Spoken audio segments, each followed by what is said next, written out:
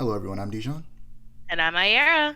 and welcome to the Mustcast, the podcast about the art of storytelling and how it's used across different mediums. Make sure that you like, comment, and subscribe if you want to see our channel grow, and to click the notification bell so that you're notified when we post. As usual, we'll start with media we're consuming. You can start, Aiara. So I started Aquaman Andromeda finally, and I am loving it. Like the art, the story, all of it. I'm enjoying it so much. Automata Saturdays are back, so I've been watching that too. Um, and I'm planning. Oh, Vox Machina. I've been watching more of that also lately. Great. Where are you in Vox Machina? I am on episode 6, I believe. Yeah, like halfway through episode 6. I fell asleep on it by accident. Season 2? Yeah, of season 2. I binged the entirety of season 1 in like 2 nights and loved it. Yeah, is it only 9 episodes? I'm not sure, actually. I can look. Hold on. Because I can't remember how many episodes it is. And I'm not logged into my Prime, or more accurately, my mother's Prime on my laptop. I'm logged into my account, so. It's 12 episodes. Okay, 12 episodes. Mm-hmm. Where did Oh, episode? no, not episode 6. Episode 9 is where I'm at. So that Yeah. ended with did that end with Grog? Yeah, that ended with Grog. Yeah, confronting his uncle. Yeah, yep. Yeah, the next 3 episodes. I remember when that episode ended, I was so mad. I was like, I want to see what happens next. It was getting so hyped, but those last 3 episodes are good. Yeah, man, Vox Machina has been great. We'll talk more about that in animation segment actually, since you've watched more of it. Okay. But anything else? Nope, that's it. All right. Well, for me, I rewatched Wally for the first time in a while. It's just as good as I remember it. Wally's a great movie. You know, it's heavy-handed tale about environmentalism, love, and purpose. It's good. It's a good movie. Very good movie. I also watched Scream 3 immediately after I finished watching Wally, but then I fell asleep halfway through, and then I was like, I'm gonna go to sleep and come back and watch the rest. But it was so good. I was watching this movie like, man, I haven't seen Scream 3 in so long. I do not remember Scream 3 being this good. Scream 3 is easily now my second favorite Scream movie. It really dives into the psyche of Sidney Prescott and how the events of the last 2 movies have affected her. And it results in Neve Campbell's best performance as the character, in my opinion. Outside of that, the kills are fun. The thing about Scream is that unlike most slashers, where the inventedness or sometimes the goriness of the kills is like what they go for, with Scream, at the end of it, the character's just gonna get stabbed by like a hunting knife. So, Right. so where the inventiveness comes in is the chase. They make the chases really fun and a little goofy because Ghostface, if he really existed, would have gotten his ass beat 1,000 times over. Oh, for Because real. every movie, there's a point in the third movie where he's in a room. Granted, he has a knife, and a knife is a solid equalizer for any situation. But he's in a room with 4 people, and in my mind, the first time I saw this movie, I was like, he would have got jumped. There's no way he would have walked out of that room alive. Right. But somehow, because it's a movie, he does. It's wild. I'm just like, he would not have survived this long. First off, more people would have guns, and they would all aim for the head. Right. It's because they always aim for the chest, and guess what? He has a vest on. Of course he does. He's running around with a knife. Why would he not wear a bulletproof vest? Right. Anyways, Also, you reminded me of something else that I watched part of Intruders, like this movie on Hulu. It was crazy. what's that about? So it's about this, from what I remember, because this was like last night, and I was like deliriously tired. It's about this lady with agoraphobia, and these 2 men like break into her house, and like of course there's the tension of that, but then the script like flips halfway through, and she traps them in her basement, and it's just like this whole thing. Oh wow, that's crazy. Yeah, That reminds me of what's that movie with the blind guy? I forget what that movie's called. yeah. I don't know actually. I feel like it has the word like "don't talk" or something. I don't know, something like that. Mm, I know it has Scott Lang as he plays the blind guy, but that gotcha. movie's the same way where it flips. Whereas like these people are breaking into this blind man's house and he's defending himself, but it turns out he's the bad person. Right. Yeah. Intruders is the same way, and it's like I don't know. This lady was a few crayons short of a full box. That's all I'll say. I also watched The Bear, which is a show that airs on FX, but it's, also on Hulu since Fox owns majority stock in Hulu, and now Disney owns Fox, so now Disney owns majority stock in Hulu. But that's besides the point. Um, Yeah. yeah, The Bear is about award-winning chef who goes back to his hometown to run his family's restaurant after his older brother, who previously owned it, died. And it tackles how horrible the food industry can be, especially at that higher level, and how it affects mental health, while also giving insight into like what goes into running a restaurant and what the life of someone passionate about food is. It's a real good show. It's so good. It's on Good. it's all on Hulu. So yeah, I would definitely suggest that show. It's real good. Um, Bet. I recently rewatched Blood of Zeus, which is a animated show on Netflix by Powerhouse Studio, the same studio who made Castlevania, and Mm. it's very short, like I think 6 episodes or 8 episodes, something like that. And it's a fun take on Greek mythology. I was playing Hades and got the urge to rewatch it, and yeah. Speaking of which, I was using the bow when I was playing Hades, and I Ah, I had like one of the best runs I've had in a long time. I'm telling you. I was like, oh my god, I see why people like the bow now, and I was so mad how it ended because I really there's absolutely like I always get to Hades, like it's light work at this Mm. point, Right. but I got there and I'm doing so good. I used up all my death defiances, but I'm like, it's okay, I got this. And then I get those little jars that if you hit them Mm. they grab you. I Yeah. didn't notice it was there. I dashed into it. Oh. I dashed into it because I was trying to get behind the barrier because Hades was about to do his laser attack. And then I got Mm. grabbed and he did his laser attack and murdered me. And I was so Oh mad. no. So I did another run Mm. where I was using a bunch of the like packs of punishment. And so I can unlock new stuff. And I got the Hades, but it was a struggle. Because what happened was, and I was getting so lucky. Ultimately, I still ended up dying, but I got so Mm. lucky because I went to Karin's Well the first time I went to as well after getting out of Tartarus. Um, they had something that where I could replenish my Death Defiance. So I sold a boon and got that, and I was like, great, now I have all my Death Defiances. And then I think I died again, and then I think I found I think what's her name? Oh. The goddess of seasons. What's her name? Uh, Demeter. Demeter. Yeah, Demeter. Yeah. she gave me a boon that also restored Death Defiance after I had lost another. I was like, perfect. And then when I got to Elysium, I found Patrocles, and he restores all Death Defiances. I was like, man, this is great. I keep dying, but they keep giving me back my Death Defiances. And ultimately, I got to the end, and it was just not a great run, and I ended up dying anyway. But I was like, I'm glad I made it that far, because I easily couldn't have, because I just kept dying. But yeah, that game's fun. That game's so fun. So fun. It's a game that's easy for me to just stop playing for a couple months and then jump back in and play a lot of it. Mm.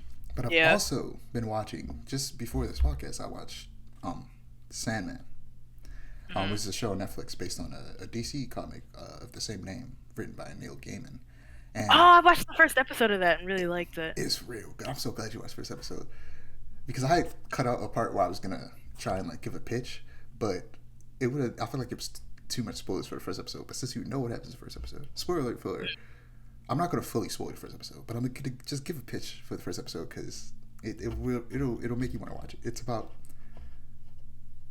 the Lord of Dreams named Morpheus who gets captured by a wizard, for lack of a better term, um, and that essentially affects the world because he controls people's dreams, and now people either can't sleep or sleep forever, or they have horrible dreams. And nightmares and dreams are escaping for him from his realm, and he's trapped there. And he was trapped there for like 100 years. It's very interesting. I would definitely suggest it. It's making me want to read the comic book because at one point I was going to start reading it, and for some reason I didn't. But now, especially since I have a subscription to DC Universe for a year, I'm definitely gonna read it and see what the differences are between the book and the show. But yeah, it's been fun. The first half is amazing and follows a storyline that I thought was going to take up the whole season because the season's only 11 episodes, but it didn't. And then halfway through it, starts a new arc. And honestly, this arc isn't as interesting as the first arc, but I'm interested in seeing where it goes. And it got to a point in the last episode I think I was watching, I think it was episode 7 or 8, where I was like, okay, now this is getting good. But yeah, I'm excited to see where this next arc goes. Last but not least, Dead Space. I'm near the end of my plasma cutter only run of the game. My second time playing the game through. It's not a very long game. I'm like 7 hours in, and I have like 2 chapters left. I'm at like chapter 10, so I'm probably gonna finish it tonight. Yeah, it's a fun game. It's so fun, and eventually, not soon. I'm gonna take breaks. I play some other games, but I'm definitely gonna finish mine. I started a new game plus run just to. I got to the point to where I go to a shop and get all my weapons back. But eventually I'm gonna go back into that because using only the plasma cutter at a certain point, I'm just like, I want to use another gun, but I can't. I want to get this trophy. If I shoot another gun, it'll ruin my trophy. So yeah, it's fun now. But moving on to animation. Pluto. I sent you a trailer for that, and Pluto is getting an anime adaptation. Pluto is a Japanese manga written and illustrated by Naoki Urasawa, based on Asumi Tezuka's Astro Boy, specifically the greatest robot on Earth story arc, and it's named after the main villain of that arc, Pluto. So Urasawa reinterpreted the story as a suspenseful murder mystery starring Geshet, I'm going to assume that's how you pronounce the name, as a Europol robot detective trying to solve the case of a string of robot and human deaths. I'm very interested in this because I like Astro Boy. I grew up watching a lot of Astro Boy, as well as that animated movie, which got added to Netflix recently, which I might have to check out. I also have it on Blu-ray randomly. Like my father had bought it a long time ago when I was a kid, and I used to watch it a lot. I'm pretty sure people don't really like that movie, but I have fond memories of it. That's real. But yeah, it's in my watch later or whatever they call it, my watch list on Netflix. So I'll rewatch it eventually. Little Mermaid, as we know, that's getting a live action adaptation, which is completely unnecessary. But we get a ton of unnecessary remakes of animated films. But you know what would be far more interesting? Animated remakes of live action movies. That is true. That would be dope. And number one on my list is Alien, partly due to the fact that I want an animated Metroid series that takes cues from Alien. And I would love if it was done by Genndy Tartakovsky, the guy who did Dexter's Laboratory and Samurai Jack, because he's a master at telling a story where a character barely ever talks and setting an atmosphere through music and sound design, as well as art and animation. He's just a master at that, him and the team that he works with. So it would be dope to see him make a Metroid animated series. That would be amazing. Very dope. Are there any like live action movies you'd like to see like done in animation? Live action. Let me think. Not off top, honestly. Like I'm one of those people that's like preserve the medium. So it's like unless you can think of like a really really good way to do it, I wouldn't. And also I'm not really a movie watcher, so it's like that makes sense. Yeah. I would just for the kicks and giggles because I think it would be funny. A live action version of American Psycho would be pretty cool. That would be hilarious. Because it's like I feel like that you could bring like a slapstick element into it, you know? Yeah. But that also randomly got me thinking about Zelda and Adventure Time for some reason. And I was thinking about the similarities between the two, and then I came up with an idea. What if we got a Zelda animated series by the team that made Adventure Time, and an Adventure Time game similar to like the Link's Awakening remake? That would be cool. I feel like that'd be real. I feel like the style, both the animation style and the storytelling style of Adventure Time would really suit Zelda. Even if they wanted to do less of a anthology, for lack of a better word, take on it, like how Adventure Time is a bunch of sporadic episodes with a storyline going throughout, but that's sprinkled throughout rather than it being continuous. If they wanted to have it be more continuous with it being the other way around, with the sporadic episodes being sprinkled throughout, it would still work. I feel like it would be so good. It would be very interesting to see. Absolutely. And Zelda deserves a redemption arc for its animated series because the original one is so bad. It's so funny though. It's so funny, but like it makes me sad because it's like Zelda deserves better. Yeah, but after Mario does it sounds like $2 billion makes like $2 billion, they're definitely gonna make a Zelda movie.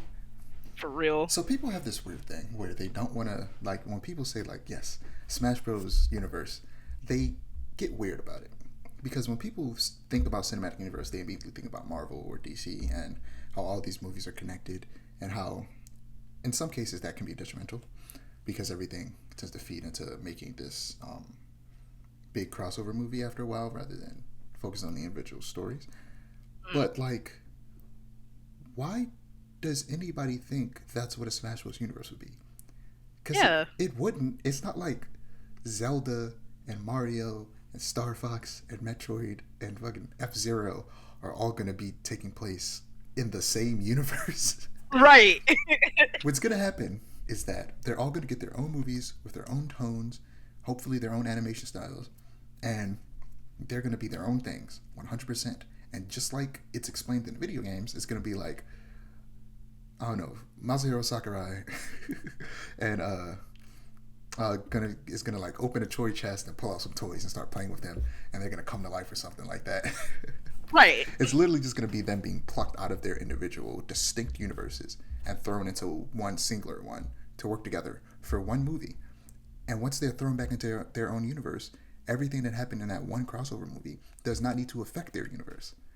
And that's how it should be, and that's how they're probably going to do it, because Nintendo is very particular about these type of things. And yeah. and they've seen how Marvel has worked, and they also seen how Marvel has messed up in some cases. So I'm sure they're same with DC. So I'm sure they're going to see that and recognize how to do it in a way that doesn't diminish each individual property, while also being able to give people that Smash Bros. Movie with all these characters interacting that they want. Right. Like, it's not that complicated. Like, people get irrationally upset when you say they be like, oh, it doesn't need to be connected universe. You're right, it doesn't, and it won't. There will be one crossover movie, and outside of that, they probably won't interact. It's like Nintendo is very careful with their IPs. They're not just gonna be like, oh, let's make this whole continuous. Like, Nintendo's not gonna do that. Yeah. They don't. I hate to say it, they don't care enough to do that. Like, it's too much work, and the, like, I guess, storyline in air quotes, as much as you can say that, for like Smash is already set. They're not going to edit that because of that, how careful they are with their IPs. Like, other than like Sonic and Mario, like, you're not gonna see Link and Mario randomly have a crossover movie. Right. Like, that's not gonna happen. Also, I would 100% expect it to be just Nintendo characters. As one, they're not gonna have like all 100 or almost 100 characters in the movie. They're gonna start off with like the original characters, like 12 characters or something like that, probably less. But yeah, it'll be. I just want a Metroid movie so bad. And that's real. That's number one on my list. Is a Metroid movie.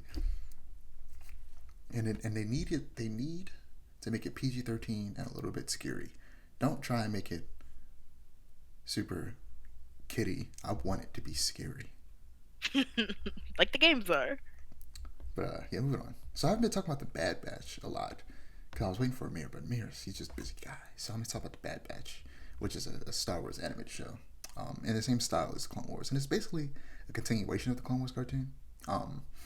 The mid-season season 2 kind of episode was like a two-parter, and it focused on the phasing out of the clone troopers for the stormtroopers, which is very interesting. The show just ultimately just feels like continuation of Clone Wars, and I like that. It can be what's the word? Because the Clone Wars, there was no main character really. Like, you had Anakin and Obi-Wan and Ahsoka that got probably like the vast majority of the attention, but really it was them, the clones. Sometimes it was droids. It would just go all over the place. Like, sometimes it focused on Darth Maul, and it's like, what? It went everywhere. There was even a couple episodes that was focusing on a young Boba Fett. Like, that show was all over the place. The Bad Batch is a little bit more focused, and I honestly wish that it wasn't. I wish that it was even more focusing on a bunch of other characters across the universe. Either way, it's fun. Harley Quinn had, and this came out of nowhere, not the day of, like a week before they announced it, but there was a Harley Quinn Valentine's Day special episode, which they just labeled it as like episode 15 of the second season. But it was fun. It was real fun. But the beginning was a little bit annoying because they were just making a lot of jokes that fall flat because they either keep it's those type of jokes that you see in a lot of adult animated shows where they just keep talking and they don't Mhm. stop talking, and you're just like, okay, you said the joke, you can shut up now. And usually that's because they start to explain the joke for some reason. I'm like, why are you explaining the joke? You said the joke. It was funny. Now it's not anymore. Stop speaking. Move on to the next scene. I hate when they do that. It's annoying. Yeah. But we'll end off animation with. Actually, no, because we're going to talk about Vox Machina. But we're going to talk about Trigun Okay. first. Did you Mm. watch any new episodes of Trigun? No, because I was watching Vox Machina. I am gonna watch it tonight, though. I am gonna watch it tonight. What Sit down, others? cause Where did you leave off? uh, I don't remember. I remember watching like I think the first 2 episodes, maybe. That sounds right. Okay, well, let's talk about Vox Machina. Season 2 is so good. Season 2 is so good. Like the first 3 episodes, I was like, this is real good, this is fun. But I felt like it was the second 3 episodes with Keyleth and Mm. the Avatar. Yeah. Literally the Avatar, because the person who voices her mother is the same person who voiced Korra in Legend of Korra. Oh, that's crazy. I didn't know that. Yeah, and I was watching, I was like, oh wow, Keyleth is literally the Avatar. They literally just made her the Avatar. And Azula is in the background working with dragons. That is crazy, and it's funny because I've never really been a Keyleth liker. Like I don't know. In the first season, I didn't really care for her because like it seemed like her whole character was, oh, I'm clumsy. But this episode did make me like her a fair bit more. I will be real. I feel like people didn't like, I forgot, what's the dude with the glasses name? Dorolo. What's his first name now? I forget. Percival, my Yeah. beloved. Yes, Percy. Some Percy was great. He was my favorite character at the beginning. Oh yeah. And I feel like some people didn't like him because they felt like he was too edgy. But then after he sorted through all of his problems, now he's just this happy geek who's always happy to geek out about stuff. And I love it. It's what he deserves. Yeah, Vox Machina is great, and I can't wait for you to see for like Grog's little arc in the next couple episodes. Mhm. Excited. But yeah, moving on to comics. So why don't you tell us what you think about Aquaman Andromeda? So I'm like, I've read issue 1. I'm like halfway through issue 2, but I am loving it. The art is fantastic. Like I don't know. There's so many like and I can't even talk about it. I'm like so excited. Um, I will admit, reading it at first was hard because I'm not a comic reader, so like I'm not used to the left to right thing, and so I was reading it backwards at first. Um, I go back and forth. So sometimes I find myself reading a manga and I swap the page and I was like, I swear I just saw this. Yeah, and it's like I was reading the panels backwards, and it wasn't making sense, and I'm like, huh? And then I'm like, wait, this is an American comic. You read it the correct way. I cannot tell you how many times I've done that because I just go back and forth and I start reading. I was like, that made no sense. What is happening right now? Like, wait a minute, but I'm loving the writing is really good. There's like so many like hard hitting lines that just kind of like drop out of nowhere, and I love it. I love it so much. This comic is great. Yeah, it's very Lovecraftian because I feel like Lovecraft is always seen as like cosmic, but Hmm. sometimes people take it and make it more having to do with the water because of the water being just as scary as the ocean to a lot of people. Oh Well, I yeah, mean the ocean being just as scary as the space, and it being just like a big bottomless void almost. And Cthulhu is always tends to look like a squid, and there is no Cthulhu in this. I'm just saying that it has those type of elements. yeah, You'll see when you get there. yeah. And I like how I will say, they show oh, go ahead. Aquaman. Aquaman is like this deity. This is like he's the king of the sea. Right. Nobody really knows who he is, or nobody's really seen him. Like he's just this mystery. It's really fun. It's very fun. I will say I love the fact that they're going for like more oceanic Lovecraftian horror rather than cosmic because honestly I prefer like talking about the weird stuff that comes out of the ocean because it's weird. We've only explored like what 50% of it, if that. I think the statistic has increased somewhat, but either way, we haven't we don't know what's out there or down there rather. So it's like it's crazy because it's like you can go wild with space. There's like limitations, but like the ocean and everything that lives in it is so strange that you could pretty much go wild. I love it. Yeah, I'm glad you're reading this. I'm gonna find some more like short, like one shot comics for you to read, so for us to talk about, because Yeah. there's a lot of really good like short, just like couple issue comics like this, like couple issues. But when a comic's that short, the individual chapters tend to be longer. Like Aquaman Yeah. Andromeda is probably like 40 pages per chapter or something like that. Yeah, I did notice that. I was like, dang, this is a long comic, but I like it. I'm enjoying it, so I don't mind. Yeah, when they make them shorter, they tend to make the chapters longer. But Makes sense. You gotta cram more story into less space. yeah, it's a little longer, but it's still a mini series. But Supergirl, Woman of Tomorrow, which is like Mm. seven issues, that would be a good one for you to read. All right, I'll put that on my list. But because it's 7 issues, it's tends to be around the length that normal comics are, like 21 pages, maybe sometimes a little bit Gotcha. more. But yeah, for me, I finished up the Guardians of the Galaxy Angela volume, and now I haven't started yet, but I'm going to read Thor and Loki original Sentai, which Angela is a major character in. Like I said, I've fallen in love with this character after I saw her design. I was like, she just looks cool, and I impulsively bought 2 of her comics, so now I'm committed. Um, but Flash 1 Minute War, I've been waiting for this because I've been I had to keep telling myself not to buy this because I'm like, I have a subscription to DC Infinite for a reason. It's so that I spend less money on comics. Because if I get them as a part of this subscription service, then I won't be buying them individually, which would ultimately cost more. I did the math. This costs way less. So the problem with that is I have to wait like a month after the comic is released to read it. So I have to like try to avoid spoilers on Twitter because I follow a lot of comic book people on Twitter, which gets annoying. Comic book people on Twitter can be real annoying sometimes. Uh, they like argue way too much. Mm, But like I avoided most of the spoilers, most of them. mm. But the current Flash run is ridiculously good. And they're in this arc called the 1 Minute War. There's an alien race that has access to the Speed Force, which is the thing that gives the Flashes their powers, and Right. they use it to go across the universe and dominate planets in like a minute.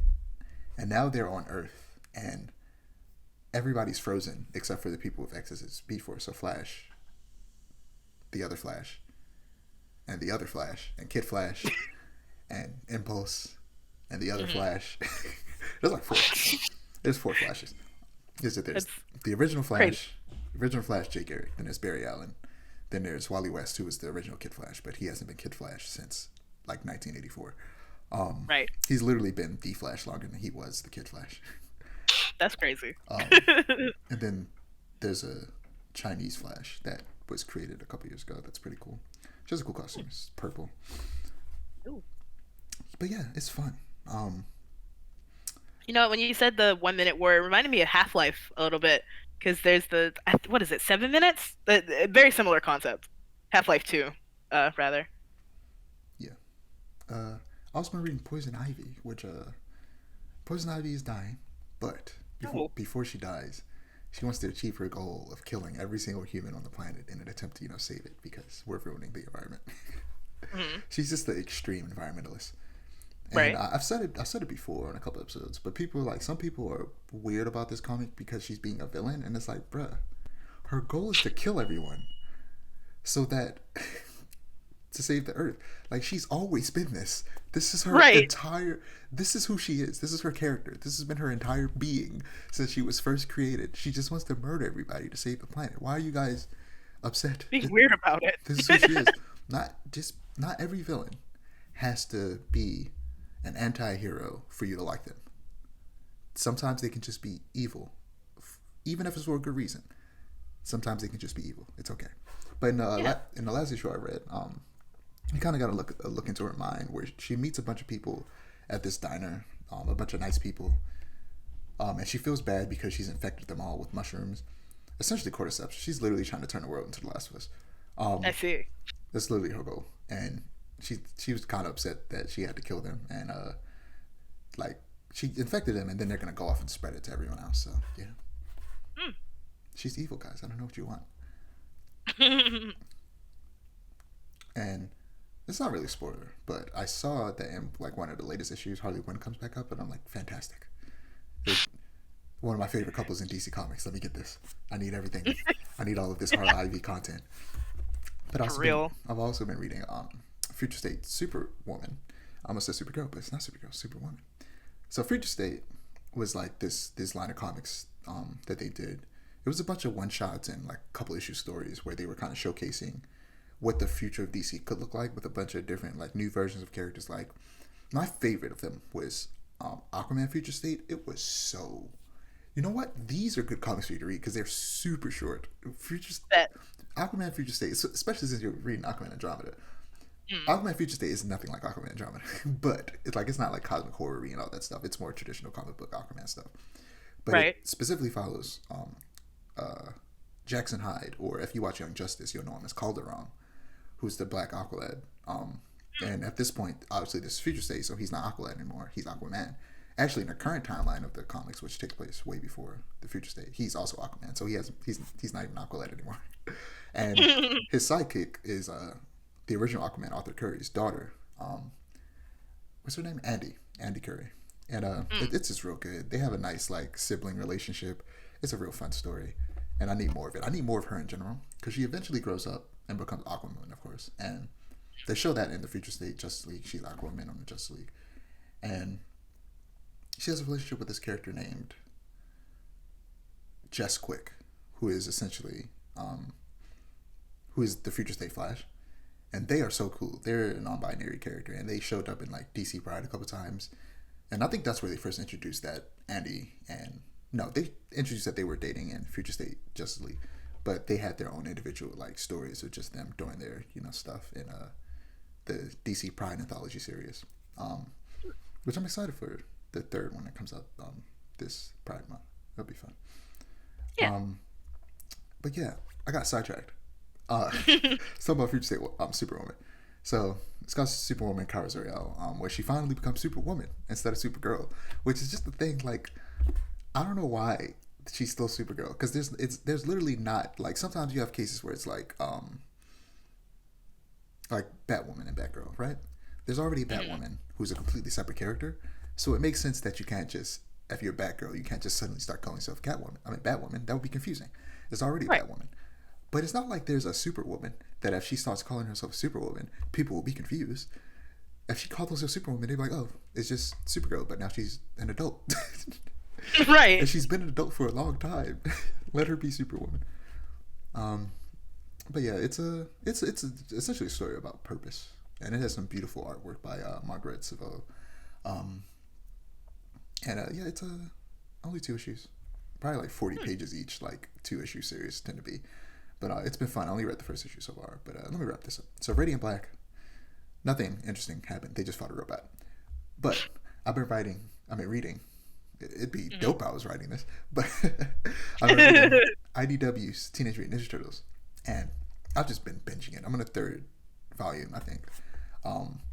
It's a very interesting and serious take on the Turtles. And like, it doesn't often try to be funny and mostly treats everything seriously. But as fans of the cartoons, which are far more comedic, it still feels overwhelmingly like a Ninja Turtles thing. Like, the personality of each character is just as you remember it, and Mikey does bring some levity and his positive attitude that he tends to always have, and it annoys everybody around him. Like, everybody's like, Mikey, shut up! Someone just died. Why are you making jokes? Oh, it's so. How a bummer. Like, that's literally what happens. Like, it's not that they don't try to be funny at all. Sometimes they do. It's just rare. And for the most part, it's serious. But not serious in a way that it's dark and people are always getting murdered. Like, there's not like a bunch of gore and murder. Like, this is still definitely a comic that they're writing for, like, teenagers, probably at the youngest. So it's not super dark. It still feels like I said, Ninja Turtles is still relatively light. While being, but like, everybody's treating everything, like all these situations, as super serious and not like making jokes all the time. Right. But yeah, it's real fun. It's a slightly different origin for all of the characters than we're used to. Like, it takes more inspiration from the original comics, which were dark, way darker than the cartoon that they ended up inspiring. But April was not a journalist in those original comics, and she's not a journalist in this either. She was a scientist. And in this, she's a scientist and she's in college and she's a lab assistant working at, I forget the name of the company, but, Casey's also a college student who's on a hockey scholarship. That's why he has a hockey mask. That's their explanation. So yes, it's real fun. Um, Sounds- moving on TV and film, I should have sent you this trailer, but I didn't. But there's a Tetris movie being made. I saw the trailer Oh, anyway. okay. I'm glad because Yeah. I low-key wanted you to be surprised after I read you the synopsis, but you won't be anymore. But for those listening to this who are like, Tetris movie, that's weird. How are you gonna make Tetris a movie? Well, it's not what you think. It's about an American and a Russian computer geek who form an unlikely friendship as they try to evade the KGB and smuggle the world's most famous video game out of the Soviet Union. Because for those who don't know, Tetris is a Russian game. Because Hmm. I think I found that out because I was watching some video where they talk about the Tetris theme song, which is based off of a famous like Russian song. Hmm. Um, funny enough, very quick tangent. The Metal Gear Solid theme song, the original theme song, was plagiarized from a Russian song, and Huh. because of that, after Metal Gear Solid 2, they were no longer allowed to use the Metal Gear Solid, the original theme song, which is super iconic, but they were no longer allowed to use it after the second game. They use it a little bit, like little hints of it sometimes, but because of that, they made a brand new theme called the Metal Gear Saga, which is also really good, but not honestly not as iconic as the original, even though it's still really good. That they use in Metal Gear Solid 3 and 4, and I don't know if they use it in 5 because I haven't played 5 in a while. But yeah, short tangent. But yeah, this movie looks fun. Mhm. This movie just looks fun. It looks very fun. It's starring, was it, Taron Egerton. Uh, Mm. yeah, it looks good. I went into it thinking that or went into the trailer thinking that it would be like a social network type movie where it's talking about the making of Tetris, but this is so much cooler. Yeah, and it's apparently this happened. Like Wouldn't this be is a surprised. true Yeah. story that they had to smuggle Tetris out. And I think there was this one guy who they showed was like a Nintendo person who was like Mhm. playing Tetris and it was like he was like this is a good game. And I'm not sure if that's supposed to be like uh, Shigeru Miyamoto or something like that. Mhm. I wouldn't be surprised if that's exactly who it's supposed to be, Right. or if it's supposed to just be like the person who like started. Because this is supposed to take place in like the '70s, so it could be Miyamoto. But anyway, randomly, Greta Van Fleet. Have you heard of Greta Van Fleet? I have. They make some good music. Uh, I I do. discovered Greta Van Fleet on Instagram. Somebody like had posted like some TikTok on Instagram where that song was playing, and I was like, Mm. man, I like that song. What is it called? And then like in Instagram they have the names of the songs. If they the person who posted puts it there, and I listened to it. And I was like, man, this is good. But that was like months ago. But recently I was listening to it on a bus ride. It's really I forget the name of the song. But it's like an 8 minute song. Rock songs be long, but I, I I listened to it all the way through, and then I was like, you know what? Let me listen to the album that this song is from, and I listened to it, and the album was just so good. The lead singer's voice is Oh yeah. incredible. It's so good. They just make every song amazing. And I went to their first album, listened to it, and I don't know if it was a different lead singer or if the lead singer was just doing something different. And I was like, nope, can't listen to this. Your voice doesn't sound like the voice that I fell in love with. But yeah, it's some good music. That's how we don't really have Very good. a formal music section, so I just be throwing music stuff in the TV and film section. That's real. One of my friends in college was a huge Greta Van Fleet fan, so I know them Yeah, I because don't. every time we would hang out, she would play Greta Van Fleet in her car. Yeah, I don't listen to a lot of like modern rock.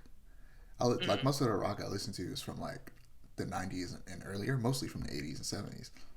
Right. So yeah, this was the first time I listened to a modern rock band. I was like, this is fantastic, and it sounds like old school rock. Mm-hmm. Moving I on. would recommend. Well, they're from the '90s, but it counts, I think. I would recommend you check out The Strokes. Their songs are great. The Strokes. One of their songs from their newest album, The New Abnormal, became a TikTok sound, and it surprised me because I was like, "Hey, I know that song." And they're not underground like at all. Like they're Yeah, fairly popular, but not a lot of people know about them from what I can tell. So to see them be on TikTok, it surprised yeah. me. It's But you always should check. interesting to see a song blow up on TikTok because I'm like a funny thing by Thundercat is a song that got really Mm, big on that I saw getting really big on TikTok, and I was like, I know that song because I love Thundercat, right. and I was like, I bet none of these people, I hope they do because I want people to listen to Thundercat, but like I feel like none of those people probably went and looked up that song and listened to it. Like that song's amazing. Go listen to Funny Thing. If any of you guys haven't, yeah, if you don't know what song I'm talking about, the song literally starts with the part of the song that everybody uses in their TikTok videos. Mhm. So you'll know what the song is immediately once you listen to it. Once you start listening to it. But anyway, moving on. The Flash. Earlier I was like expanding my notes because I realized I needed to put a lot of more detail into stuff. This is the part that I forgot to put more stuff in. But there's not much to say. The trailer looked good, but I'm on the fence about seeing it in theaters. I'm definitely gonna watch it when it's on HBO Max, but I'm not Right. sure if I'm gonna watch it in theaters because Ezra Miller's and his rampage. Excuse me, Yeah. their rampage across the world was just ridiculous. Yeah. No, it's still ongoing. That's the crazy part. Well, right now They they're are supposedly in rehab. supposedly. I don't believe that. But the thing about it is, as messed up as it is, it's hard for me to. I feel like some people are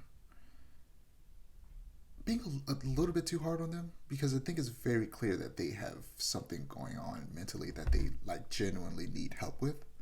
Mhm. So it's hard for me to be too hard on them because it's like they clearly have a problem that they need help with.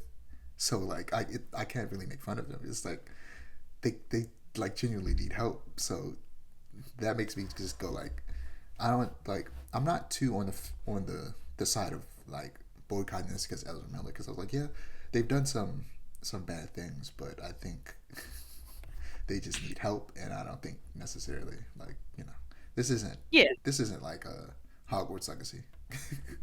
You don't need Right. to, you don't need to boycott Where it's like you don't need to boycott this film. I'm probably gonna watch it in theaters. Go ahead. What were you gonna say? I was gonna say, like, yeah, it's not like Ezra Miller is a terrible person, but not J.K. Rowling levels of terrible. Exactly. It's he's not they. Excuse me. I keep saying he, but they're not so bad that you need to boycott this film.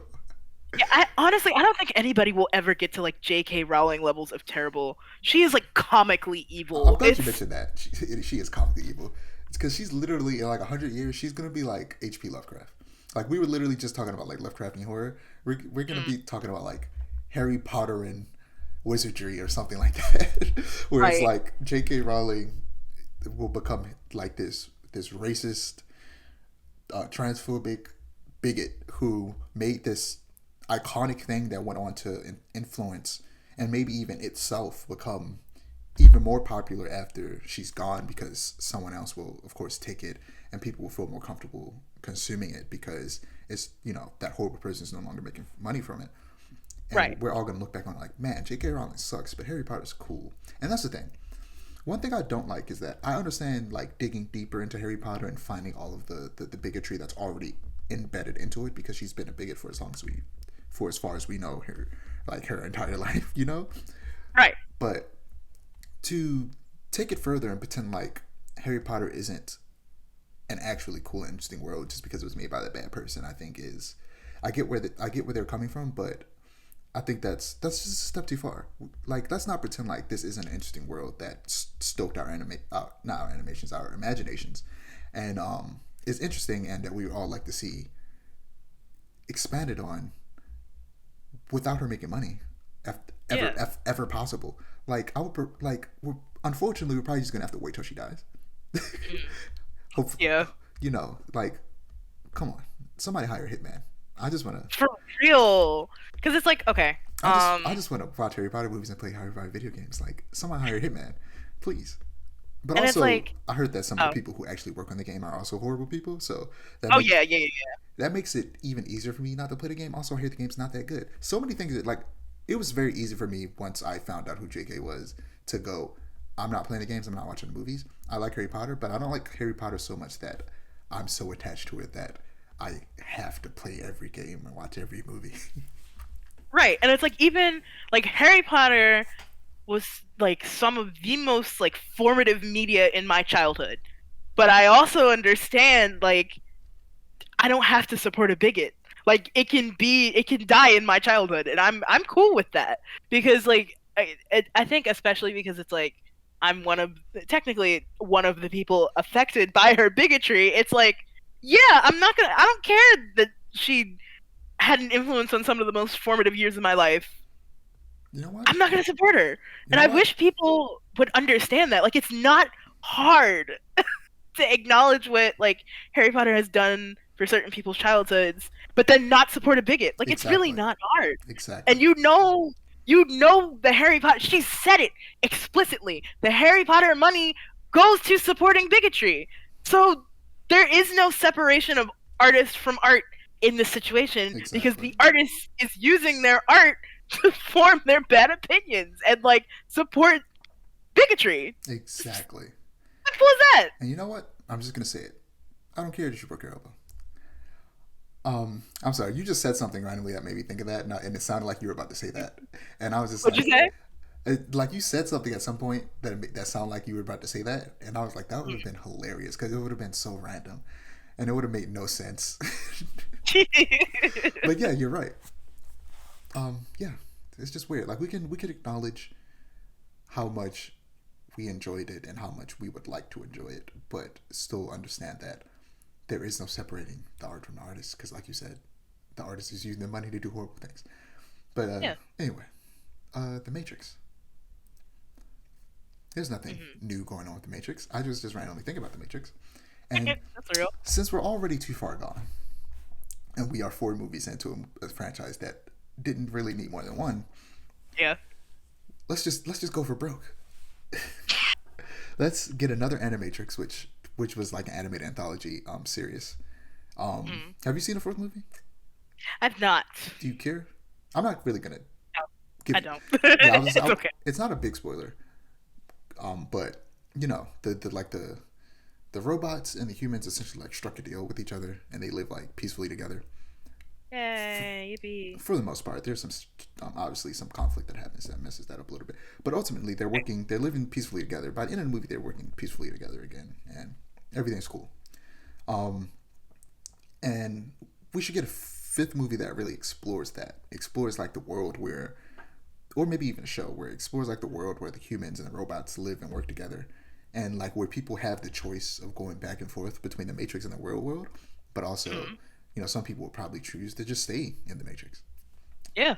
because the Matrix is Which cool. is real of them, yeah. Yeah. I know I would. Uh, and it would also be cool if we got a film about like Neo's predecessors because Neo wasn't the first Neo. He was just the only Right. one to succeed. So it would be cool to get like a film that's like a couple of films that's about a Neo that didn't succeed. That would be interesting. Very interesting. But You yeah, reminded me, before we move on from TV and film, you reminded me, I thought of a movie that I would like an animated adaptation of. The Fifth Element, one of my favorite movies of all wow, time. yes, that would be. Oh man, imagine uh what's his name? Shigeru Watanabe, the guy who makes Cowboy Bebop. Oh, that would be fantastic. It's It's like, it's not man, it's not Shinkiro. It's Shinichiro, I think, something like or Shinchiro yeah. Watanabe. But I Oh know my I, god, I know their last name's Watanabe. Imagine them working on that. That would be amazing. fantastic. Because Like, Fifth Element already has like Cowboy Bebop vibes. I haven't seen Fifth Element in a long time. I've been meaning to rewatch it recently. I do like a rewatch every year. Because again, formative part of my childhood. Like the fifth, I grew up on the Fifth Element. It's crazy. Yeah, but just thinking about Chris Tucker, I had to rewatch the first. I had rewatched the first Rush Hour like twice recently. That movie's so good. Mm. I need to watch Rush Hour too. Rush Hour is so good. But MCU delays. So, Marvel Studio plans to release fewer Disney Plus series moving forward, says Kevin Feige. To quote him, he says, "The pace at which we're putting out Disney Plus shows will change. Secret Invasion and Loki Season 2 are the only definite Marvel shows to release this year, 2023. And shows Mm. like Echo and Ironheart that were supposed to come out this year are probably going to get pushed. Um, which this is honestly great news because Marvel's quality problem has partly come from an overabundance of just quantity. Like, Yeah. um, as shown by Phase 4 and its like middling films and shows where they just kept releasing stuff. Granted, the pandemic affected some of this, but honestly, even like some of the better shows came out during like the height of were like filmed during the height of pandemic, so that's not really an excuse. Um, yeah, just hopefully this results in higher quality films and shows, and hopefully they start properly paying and giving their CGI artists enough time to get work done because Disney this is a like an industry wide thing, but Disney especially has been trash when it comes Yeah. to how they treat their VFX artists. Um, but yeah, I hope this just makes better stuff because their slate for like the next phase 5, has it's ridiculously packed. And I'm like, I wouldn't care if you made one movie in the next 5 years as long as it was good. Like, please, just make good movies. Not a lot of them, just good ones. But speaking of which, I saw Antman and the Wasp on Thursday. What do you think? It was aggressively okay. Again, this goes to show, just this movie takes place in like what do they call it? The quantum realm, which like they shrink down super small and get like into like this universe, like this miniature universe. So it's mostly like CGI backgrounds. But again, clearly they didn't pay their artists enough or give them enough time, because it doesn't look particularly bad, but it doesn't look great. And they use this thing that was not first used, but is most famously used on The Mandalorian, the Star Wars show, called the volume, which is a circular dome of giant, like 80-foot tall LED screens that is essentially like a living green screen, where Right.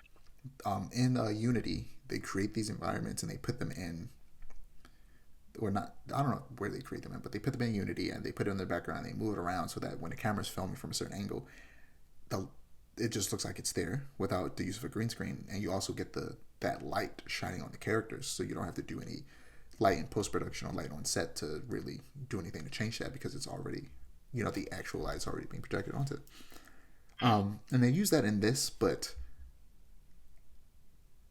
it doesn't feel like they did.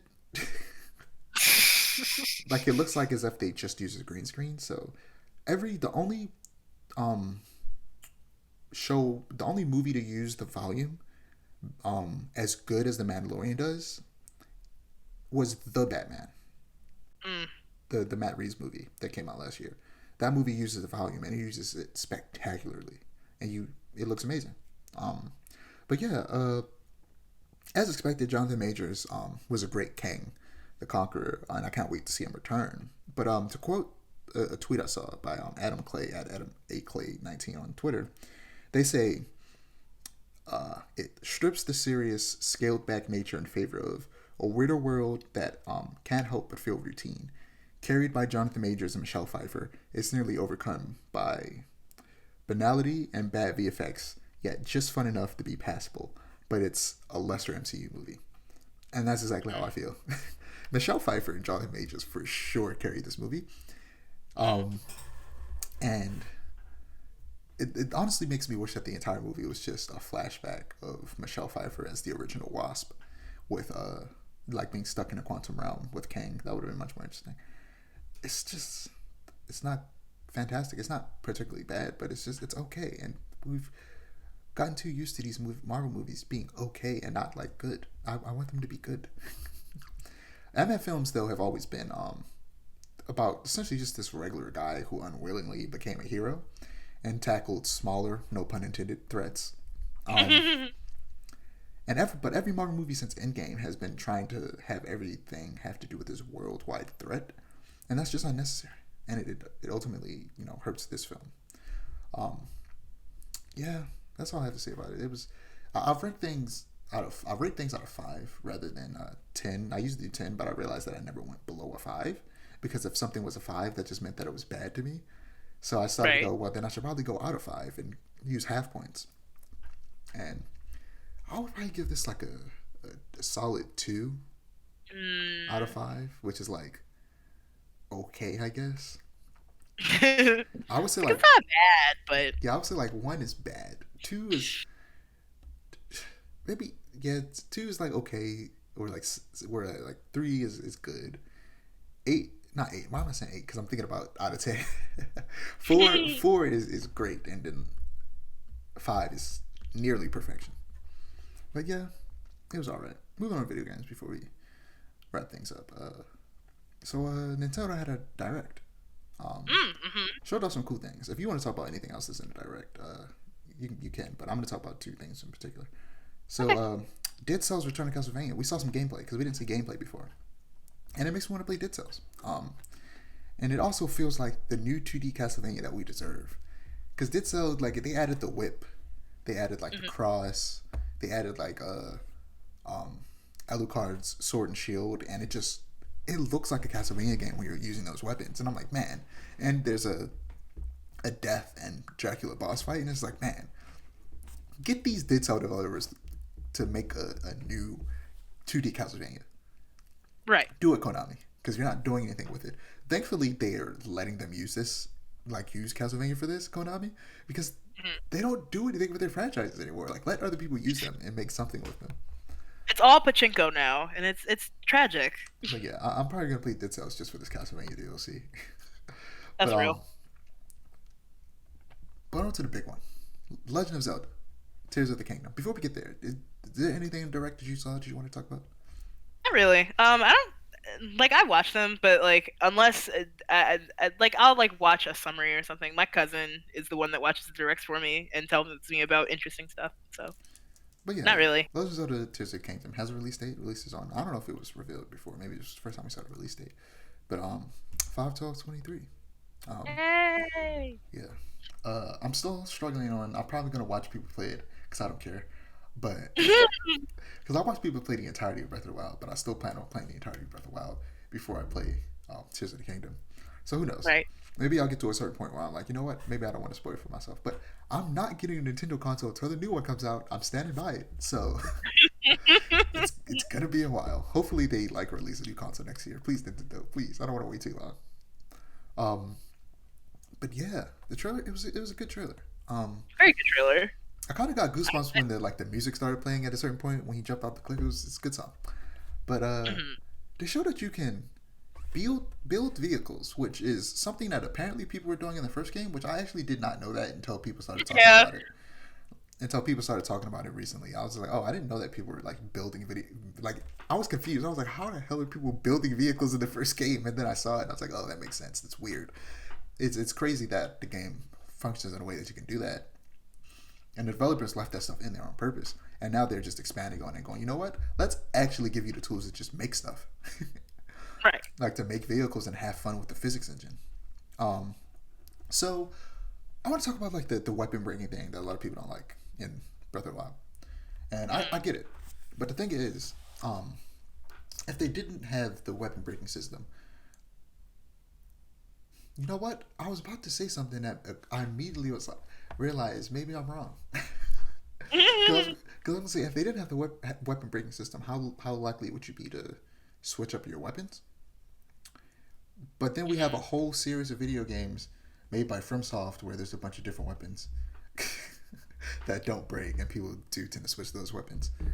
Granted, even in those games, like I've been sticking with the same, like with katanas, my entire Elden Ring playthrough. Right. I find a new, better katana. I use that katana for the next 7 hours. So until I find a new, better katana, I just like katanas in that game. That's Um, real. and like, if the weapons didn't break in that game, you probably would just stick with one weapon. And the Yeah. whole point of it is for them to like encourage you to experiment and be crafty and be a bit more careful sometimes when approaching situations, and to just make you switch up your style every now and again. They don't want you to play the same the entire time. But I understand why some people don't like it, and ways that I could see it potentially being um, made better in the sequel is for them to either give you the option to uh, fix broken weapons, Mhm. or there was something else I can't remember now. But yeah, fixing broken weapons is a big one. Like no matter which weapon you break, I feel like you should like be able to carry like a broken sword and then take it somewhere. And if you really like that sword, get it fixed. Right. I feel like that alone would be a really good solution to the problem, or like being able to craft weapons or something like that would be interesting. Like,